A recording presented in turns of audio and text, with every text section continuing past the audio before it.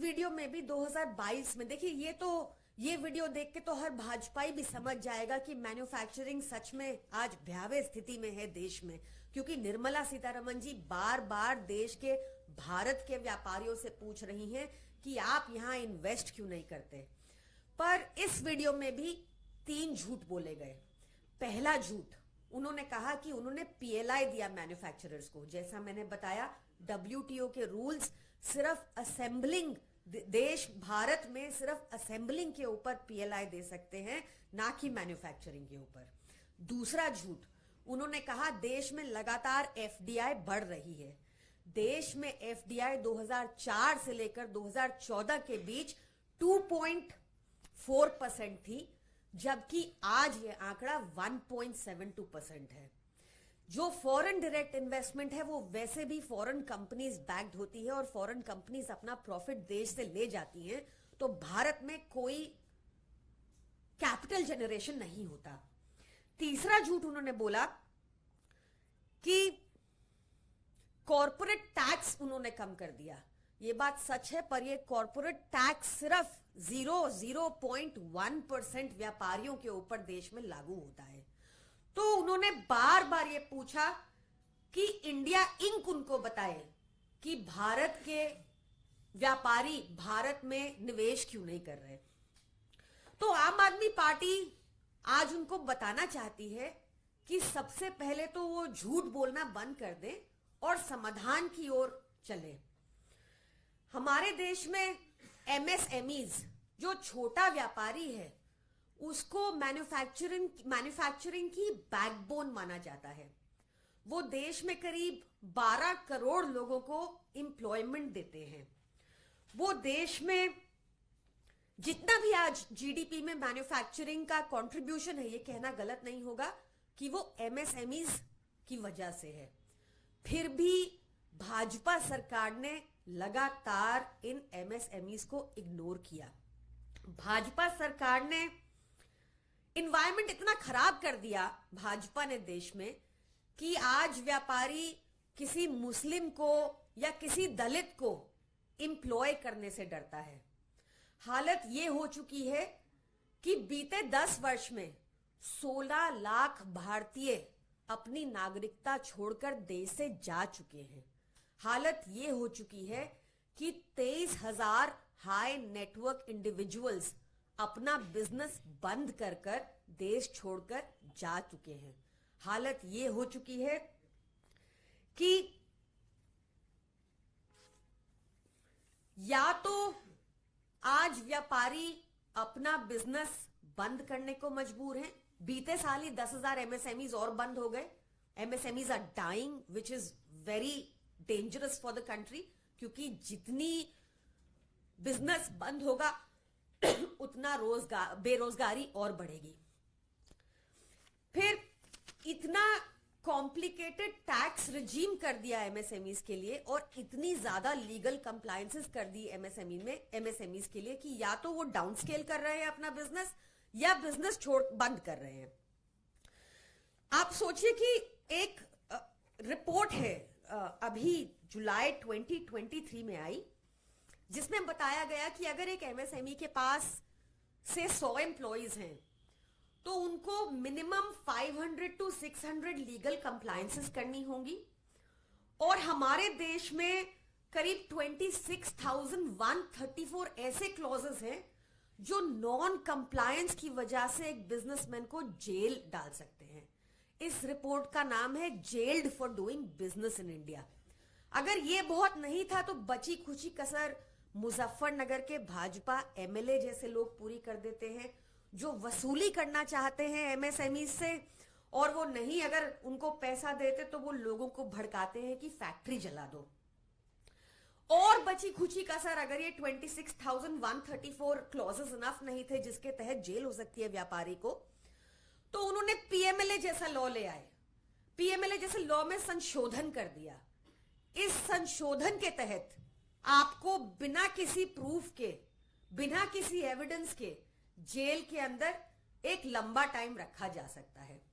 सोचिए कल को केंद्र में ऐसी सरकार आ जाए जो कहे कि मुझे 1 करोड़ इलेक्टोरल बॉन्ड में दो, नहीं तो मैं तुम पर पीएमएलए का केस लगा दूंगा। और तो और आपने हाल ही में एक बहुत ही अजीब केस देखा होगा जहां पर 2 लोगों की जमीन को एक भाजपा के उच्च अधिकारी ने कब्जाने की कोशिश की और वो दोनों लोग उस भाजपा उच्च अधिकारी के खिलाफ कोर्ट गए। तो भाजपा ने क्या किया, उनको ईडी का नोटिस भेज दिया। क्या मंशा है कि वो दोनों लोग अपना केस वापस ले ले और भाजपा के उच्च अधिकारी उनकी जमीन को कब्जा लें। तो इस तरह से लगातार पीएमएलए का दुरुपयोग हो रहा है। आप सोचिए, उन दोनों के पास बैंक अकाउंट में 450 रुपए थे और ईडी के ऑफिस जाने के लिए भी उनको कर्जा लेना पड़ा। तो अगर भाजपा सीरियस है, जो मैन्युफैक्चरिंग का आंकड़ा 13.32% पहुंच गया है, तो एक क्वार्टर के रिजल्ट को इस तरह सेलिब्रेट ना करे कि हमने तो पूरी दुनिया को ही जैसे मैन्युफैक्चरिंग में पिछाड़ दिया हो। सच को एक्नॉलेज करें। और क्योंकि भाजपा में आज अभाव है लीगल, इकोनॉमिक और फाइनेंशियल जूरिस्प्रूडेंस का, तो उनको अरविंद केजरीवाल जी को कंसल्ट करना चाहिए। उनको अरविंद केजरीवाल जी को कंसल्ट करना चाहिए, क्योंकि जैसे दूसरी बार हमारी जब दिल्ली में सरकार बनी 2015 में, तो उन्होंने आते ही वैट कम कर दिया, जिस वजह से रेवेन्यू जनरेशन हुआ, व्यापारियों का ट्रस्ट बढ़ा, क्योंकि उन्होंने देखा कि उनके टैक्स का पैसा अरविंद केजरीवाल जी की सरकार स्वास्थ्य में, हेल्थ में, एजुकेशन में, इंफ्रास्ट्रक्चर में, डेवलपमेंटल वर्क्स में लगाती है। तो उनका ट्रस्ट बढ़ा।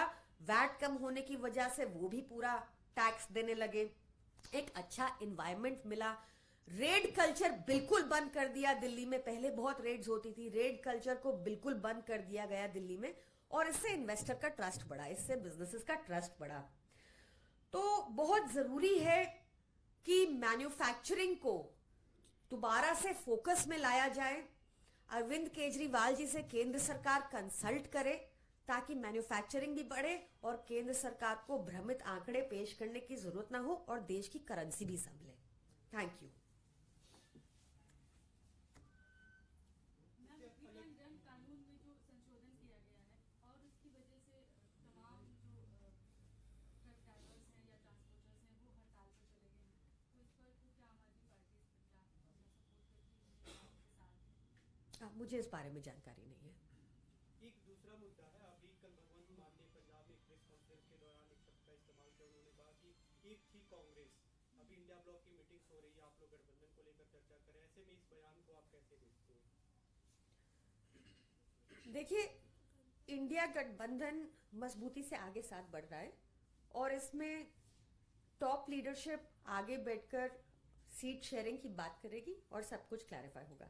उसी बयान पे पवन खेड़ा ने एक ट्वीट किया, उन्होंने एक लाइन लिखी उन्होंने कि एक भोजपुरी की फिल्म थी, एक था जोकर, तब उन्होंने उनके लिए इस तरह का शब्द इस्तेमाल किया। अभी राशिद अल्वी ने भी यही बयान दिया है, एक था जोकर संबोधित करते हुए। मुझे लगता है कि राजनीति में अपनी भाषा को कंट्रोल में रखना चाहिए।